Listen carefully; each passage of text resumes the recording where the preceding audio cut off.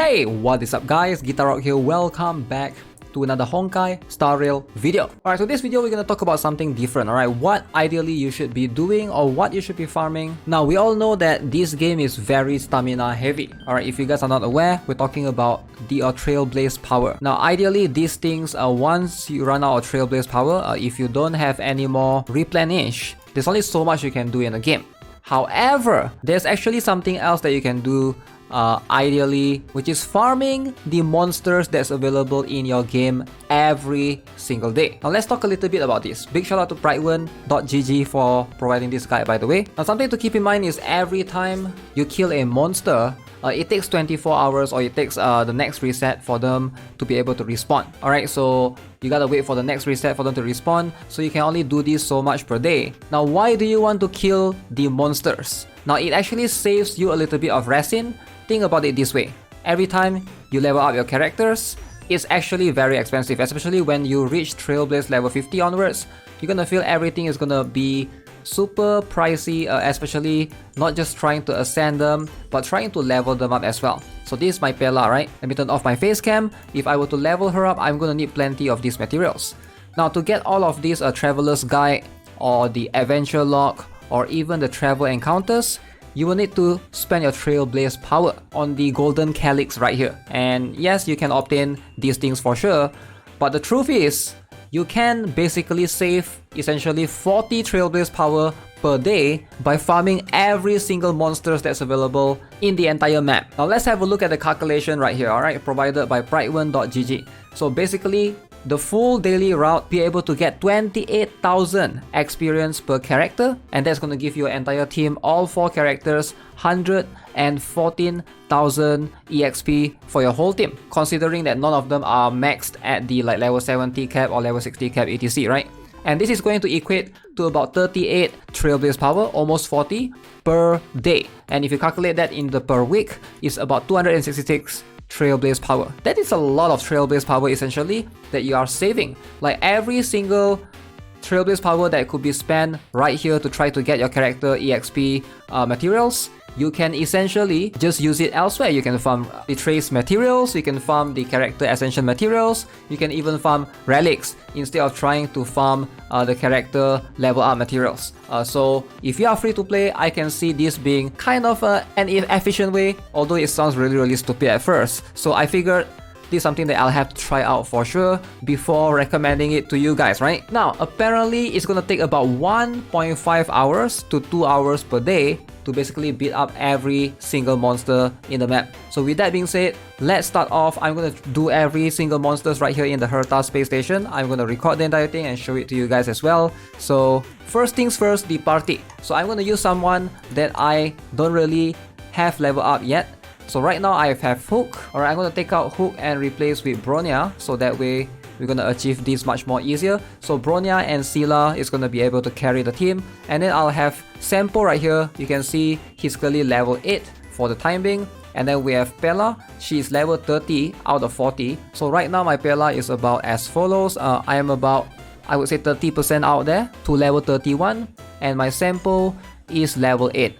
So with that being said, let's go and start doing the farm.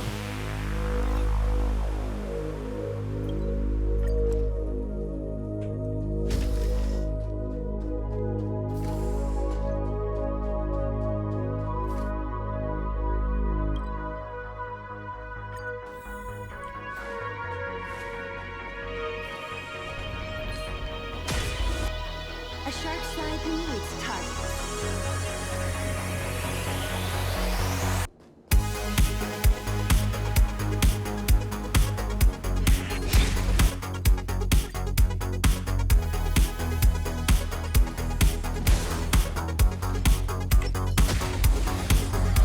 The combat report will be ready soon.